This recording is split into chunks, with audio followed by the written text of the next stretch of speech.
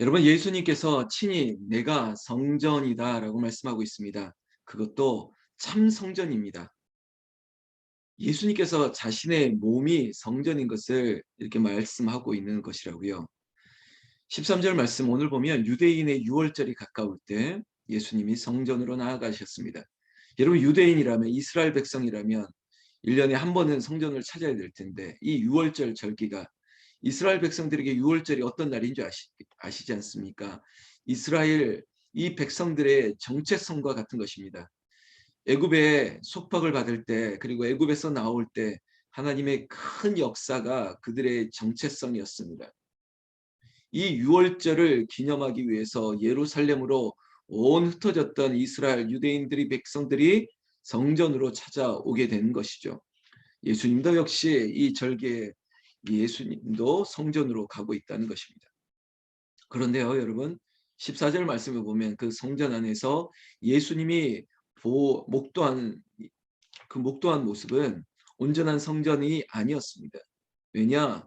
14절 요한의 증거대로 한다면 성전 안에서 소와 양 그리고 비둘기 파는 사람들과 돈 바꾸는 사람들이 앉은 것을 보시고 이것을 보았다는 것입니다. 무엇을 보았냐? 성전에서 기도하는 사람을 본 것이 아니라, 여러분, 거기서 이 동물들의 이 소와 양과 그리고 비둘기, 그것을 파는 사람들, 그리고 그것을 매매하는, 흥정하는 그 돈 바꾸는 사람들, 환전하는 사람들까지 성전 안에 왜 이런 사람들로 가득해야 됩니까?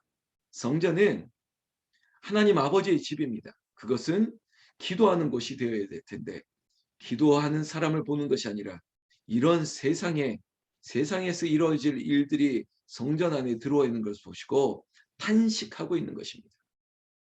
탄식을 넘어서 예수님께서 분노하고 계십니다. 15절 말씀에 보면 노끈으로 채찍을 만드사 양이나 소를 다 성전에서 내어 쫓으시고 돈 바꾸는 사람들의 돈을 쏟으시며 상을 엎으시고. 여러분, 예수님의 이런 모습을 내가 처음 봤습니다, 이렇게 말하는 사람도 있을까요? 예수님도 이렇게 혈기가 있으시구나, 분노를 일으키시구나. 여러분, 예수님도 인간입니다. 예수님이 인자로 오셨습니다. 그리고 그가 하나님의 아들입니다. 그것이 뭐 사람이고 하나님의 아들을 떠나서 성전 안에서 성전의 기능을 상실케 하는 일들 앞에 거룩한 분노를 일으키는 것입니다.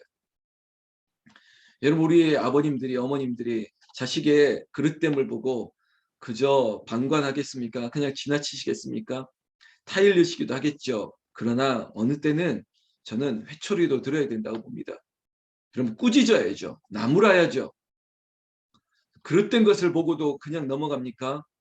아니죠. 때로는 따끔하게 혼을 내고, 그리고 나중에 위로를 하더라도 그때 바꿔놔야 된다는 것입니다.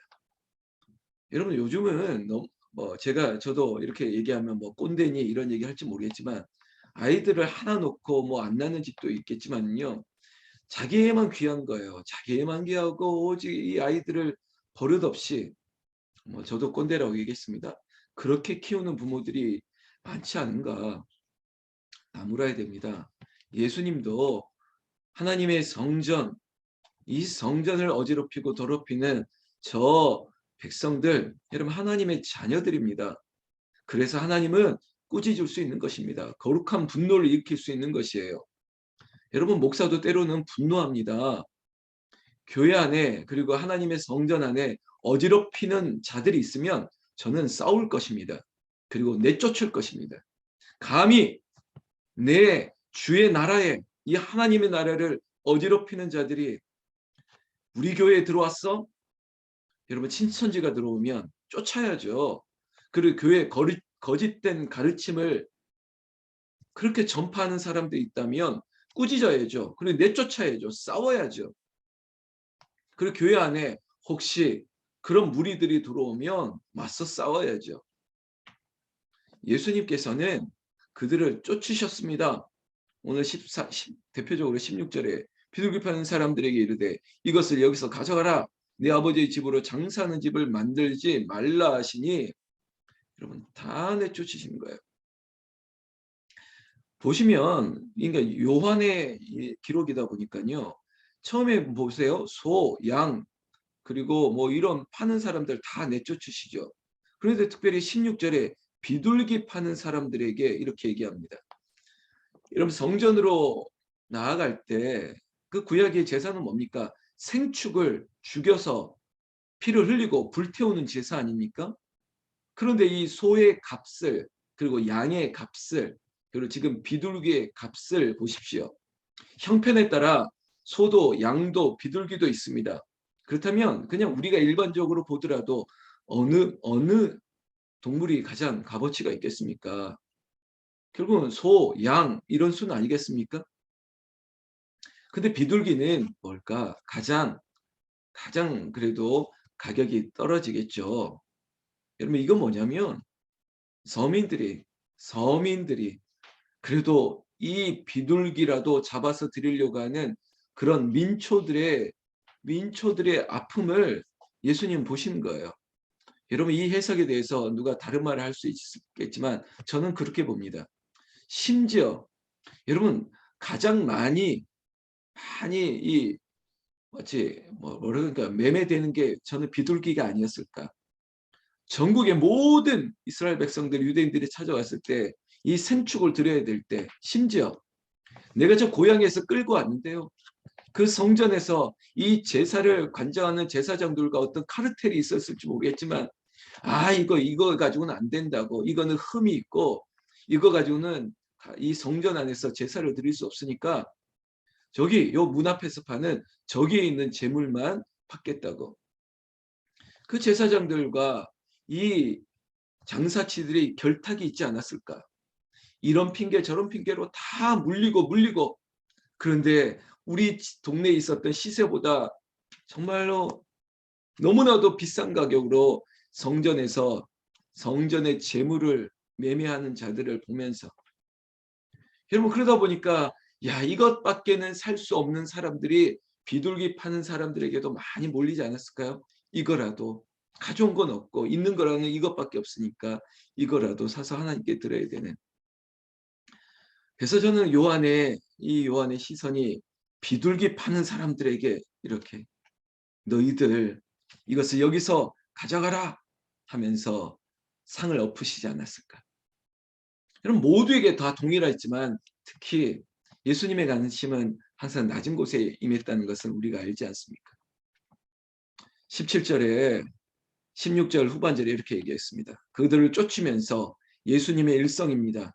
내 아버지의 집, 여러분 성전은 내 아버지의 집으로 장사하는 집을 만들지 말라 하시니 라고 말하면서 이 성전이 어떤 곳인지 그리고 17절에 제자들이 성경 말씀의 주의전을 사모하는 열심히 나를 삼키리라 한 것을 기억하더라. 여러분 이런 지금 상황 앞에 예수님의 이 퍼포먼스라고 할 수 있을까요? 그런 행동을 보고 유대인들이 대답했습니다. 네가 이런 일을 행하니 무슨 표적을 우리에게 보이겠느냐? 갑자기 예수님의 큰 분노하심을 보고 그들이 이제는 시비를 걸려고 하는 것입니다. 표적을 가지고 논쟁하려고 하는 것이죠. 표적을 보이라는 것이에요. 그렇게 화내는 모습이나 그런 거 우리도 엎을 수 있고 우리도 할 수 있어. 너도 뭐 우리랑 별반 다른 게 아니네. 목사님도 우리랑 뭐 다를 게 없네요. 그러면서 19절에 예수님께서 대답합니다. 너희가 이 성전을 헐라 내가 사흘 동안에 일으키리라. 여러분 이스라엘 지금 예수님과 논쟁을 일으키려고 하는 그들에게 아주 그들의 근본적인 마음속에 있는 그릇된 신앙을 치고 있는 것입니다. 여러분 이건 좀 짧게 얘기할게요. 유대인들에게 있어서 성전은 지금 있는 예수님 당시에 있는 성전은 제2성전입니다. 두 번째 지은 성전이에요. 이미 다윗의 성전은 무너졌지 않습니까? 그리고 이 헤롯이라고 하는 사람이 당시에 헤롯이라고 하는 사람들이 뭐 로마와 그리고 이 유대인들의 이런 모든 정서를 아우르기 위해서 아주 화려하게 성전을 지은 게 제2성전, 뭐 일명 헤롯 성전이라고 하는 성전입니다. 결국은 사람이 지은 것이에요. 그것도 화려하게 지은 것, 그것도 정치적인 어떤 계산에 따라서 온전한 유대인이 아니었던 헤롯이 성전을 지음으로 말미암아 정치적으로 모두를 아우르려고 했던 그 성전. 그러나 이 성전의 화려함 앞에 예수님은 헐어라. 그때 그들이 말하는 것, 이 성전이 36년 동안 지은 것인데 그것을 헐고 당신이 사흘 만에 일으킨다고? 이해가 안 되는 것입니다. 여러분, 유대인들은요, 알고 있습니다. 성전도 무너졌다는 걸 알고 있습니다. 근데 이 성전마저도 이제는 폐하였다는 것을 알고 있을 때 그들이 또한 붙잡아야 될 것이 뭐였냐? 결국은 율법이었습니다. 율법, 법으로. 성전 중심의 신앙이 이제는 율법 중심으로 가다가, 근데 율법도 결국은 그것이 다 폐하고 예수님으로 완성되는 것을 나중에 알 텐데, 성전도 그들의 권력을 유지하기 위한 방법이고 율법도 그들의 권위를 유지하기 위한 방법인데 어떻게 성전이 온전하고 율법이 완전할 수 있겠습니까? 이 모든 것들을 폐하고 예수님이 모든 것들을 완성하고 온전케 하시는 그 예수님께서 친히 성전을 헐라 내가 3일 만에 일으키겠다라고 얘기하고 있습니다. 여러분, 이 예수님의 이야기가 어떤 의미인 줄 아시지 않습니까? 예수님 십자가에 죽으시고 3일 만에 부활하시고 온전하게 모든 것을 이루실 것을 예고하고 있는 것입니다. 그리고 친히 당신이 성전인 것을 말씀하고 있습니다. 그러나 여러분 22절 보십시오. 21절.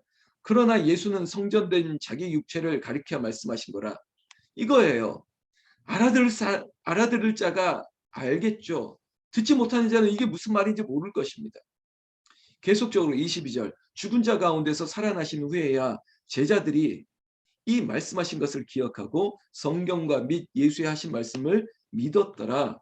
여러분, 귀 있는 자는 들을지언데 여러분, 제자들마저도 그 당시에 예수님이 이게 무슨 말인지 알아듣지 못했다는 거예요. 왜? 성경 말씀 그대로 그제서야, 언제? 예수님이 죽은 자 가운데서 살아나신 후에야 제자들도 그때 예수님 하신 말씀이 이 말씀이었구나라고 알고 믿게 되었다는 것입니다. 저는 여기도 교훈이 있습니다. 당시에는 그게 무슨 뜻인지 몰랐습니다. 당시에는 서운했습니다. 당시에는 아팠습니다. 당시에는 몰랐을 수도 있습니다. 그런데 나중에라도 믿고 알게 된다면 괜찮습니다. 인간적인 관계, 이번 주에 관계 설교했기 때문에 관계도 마찬가지입니다. 그 당시에는 몰랐지만 시간이 지나면 알게 된다면 그것도 괜찮습니다. 저는 이걸 관계의 진정성이라고 봅니다. 그래, 그때는 오해했고 그때는 몰랐지만 시간이 지나면서 알게 되면 그럼 됐습니다. 여러분, 그러나 그것을 끝까지 가지고 끝까지 불신을 일으키려고 한다면 안 됩니다. 그럼 스스로도 인정해야 돼요. 나의 잘못을, 나의 약함을, 그때는 내가 무지했고 몰랐음을 인정하고, 그러나 이제는 내가 알고 있습니다. 알겠습니다. 그렇게 되면 되죠. 여러분, 그게 우리입니다. 예수 안에 진짜 믿음이 있을 때 변하여 새 사람이 되는 것입니다. 여러분, 저와 여러분, 저도 마찬가지입니다. 저도 당시에는 몰랐습니다. 그때는 몰랐습니다. 알게 되는 일들이 참 많습니다. 그러나 이제는 알고 있습니다. 저희 아버지가 저에게 왜 그런 말을 했는지 이제야 알고 있는 것들도 있습니다. 목사인 아버지가 왜 그때 나에게 그런 꾸지람을 했는지 제가 이제서야 알고 있는 것들이 있습니다.